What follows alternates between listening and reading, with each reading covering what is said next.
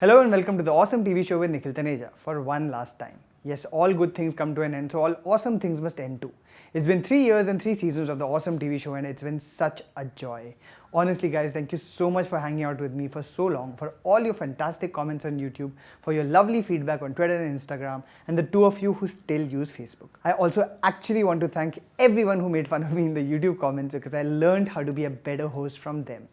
I'm not sure how much better I am, but I don't think I speak as fast or use my hands as much, and it's all thanks to the time you have taken to give your comments. No, I don't think any of it is trolling because you're all so cool and I've got so much to learn from the passion with which you write about TV shows. And it is for you all who have time and again asked me to do a best of all TV shows ever show that I end my 3 seasons and some 50 episodes of the Awesome TV Show with my 25 favorite TV shows of all time. I wouldn't call them the best TV shows of all time because these include shows that you may not consider the best, but were incredibly important to me or had a significant impact on my life, my mind and my heart. This will be a 2-part series finale, so don't forget to watch the next one. Here we go. At number 25, Faubourg Delson. Faubourg Delson was probably one of the first non-English language TV shows I've ever seen and I was blown away.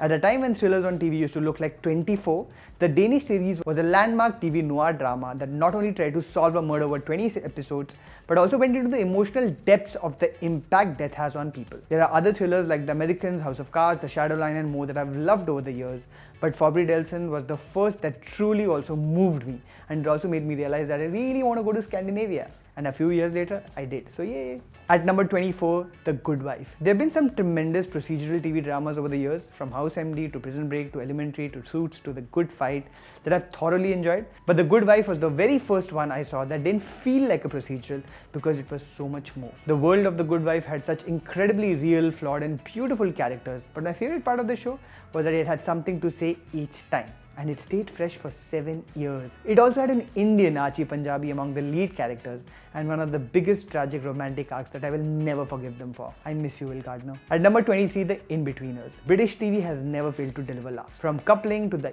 IT Show to Thick of It, I've tremendously enjoyed bloody brilliant British comedy. That's the worst British accent ever. But The In-Betweeners for me still remains an utter dear because it was the most hilarious take on the awkwardness of high school through the eyes of the most endearing losers TV has ever seen. Sure, Skins was the more popular Brit teenage show, but The In-Betweeners also spawned 2 films, one of which includes perhaps my all-time favorite group dance sequence ever.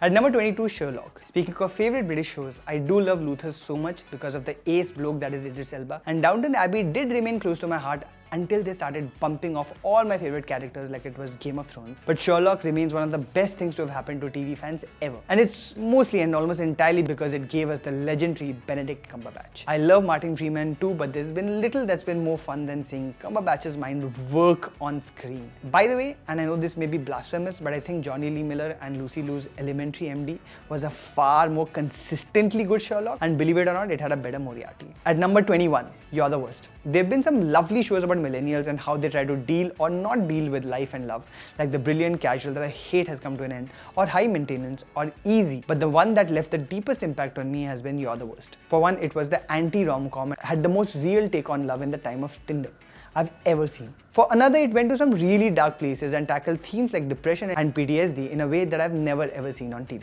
With a fantastic cast to boot, You're the Worst remains one of the best drama comedies of the last decade for me. At number 20, Dear White People. I'm so glad that over the last few years, TV has made efforts in trying to be more representative in its programming, or else we wouldn't have got a gem like Dear White People. While Atlanta and Insecure are must-watch comedies about the black perspective, I think Dear White People dives so deep into why we even look at the world in black and white perspectives, or why we need labels and why we don't, that it's honestly an education in being a better, more empathetic person if you allow yourself to learn from it. American Vandal has come so close to being the definitive show about the pressures of being a young person in the crazy world we live in today, but there's nothing quite like Dear White People. At number 19, Brooklyn Nine-Nine. The noisiest comedy in a while, even for a sitcom, Brooklyn Nine-Nine has given so many layers to what would seem like archetypal characters. There's a deep and strong reason why everyone is as quirky as they are, and the show does an amazing job of making us fall in love love with them for it and not in spite of it. Also, one of the most representative comedies on TV. I've picked this over Fresh Off the Board, Blackish and The Good Place because it's cool. At number 18, Last Week Tonight with John Oliver. Jon Stewart started it. Stephen Colbert has done an amazing job too. I'm really digging Trevor Noah now, but if there's a news comedy show I have come to care about, it is undoubtedly this one. Because obviously John Oliver is the best, and also because the show deeply cares for all the news stories it tells. Jon Stewart cares too, but John Oliver cares in a way that his news stories have broadened my perspectives almost each time, and yet have never ever been sanctimonious. And so this remains the only non-fiction series on my list, ahead of Key and Peele or The Jinx or any talk show, and way ahead of Fallon, the fool. At number 17, Girls. The first ever show that truly reflected what it meant to be a millennial was undoubtedly Lena Dunham's Girls. Yes, the show became self-important and Brooklyn hippie in a bad way, somewhere in the middle, but in its first couple of seasons and its redeeming last one, it really truly built a certain kind of empathy about how difficult it is to be a young person the age of move on and right swipe. I've truly loved Fleabag, Younger, and even The Bold Type recently, but before it became exhausting, Girls was the first show about girls who were fully formed human beings on TV. At number 16, Black Mirror. Black Mirror has fucked me up so many times. I had seen Charlie Brooker's Dead Set before Black Mirror, but man, what a marvel this show has been. When it first came out, it literally predicted the world we are living in right now. The future was uncertainly bleak then, and it is definitely depressing now. But I choose to like Black Mirror for the episodes of hope. Be Right Back is one of the most beautiful stories I've ever seen about love and loss, and San Junipero and Hang the DJ has reinstated my love for love.